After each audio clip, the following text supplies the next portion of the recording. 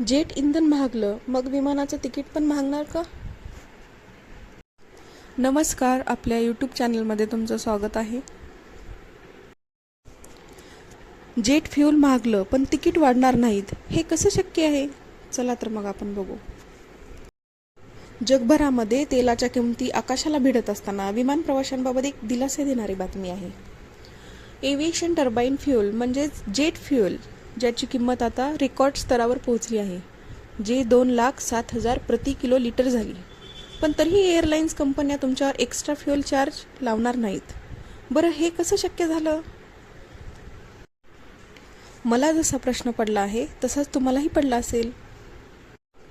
तर सरकारने आणि पब्लिक सेक्टर ऑइल कंपन्यांनी एक स्मार्ट आणि दूरदर्शी निर्णय घेतलाय असं म्हणायला हरकत नाही. तर कुठला हा निर्णय घेतलाय?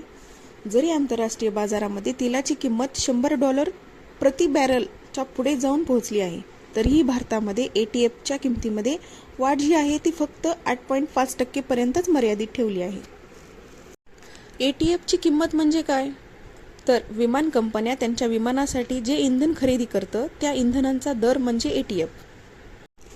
एअरलाइन्स कंपन्यांचा सर्वात मोठा जो खर्च असतो, जो जवळपास 40% असतो, तो आता नियंत्रणात ठेवण्यात आला आहे. कारण एअरलाइन्सच्या एकूण खर्चामध्ये ATFचा वाटा हा 40% असतो. त्यामुळे हा खर्च आटोक्यात आणण्यात आला आहे. त्यामुळे तिकीट दरावर त्याचा थेट परिणाम होणार नाही. याचा थेट फायदा तुम्हाला होणार आहे, म्हणजेच विमान प्रवाशांना होणार आहे. तिकीट दर अचानक वाढणार नाहीत, त्यामुळे तुम्हाला दिलासा मिळाला आहे आणि फ्लाईट्सही आधीसारख्या सुरू राहणार आहेत. त्यामुळे त्यातही कुठे डिस्टर्बन्स येणार नाही.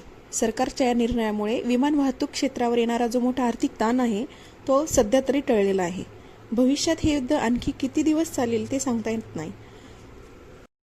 त्यातून आर्थिक ताण वाढू शकतो. सध्या तरी तुमचे तिकीट वाढणार नाहीत. जरी इंधन महागलं असलं तरी तिकीट तेच राहणार आहेत. तुमच्या मित्राला हा व्हिडिओ लगेच शेअर करा, जो सातत्याने विमानाने प्रवास करतो. आणि अशाच माहितीपूर्ण व्हिडिओसाठी तुम्ही या चॅनलला सबस्क्राईब करू शकता. धन्यवाद.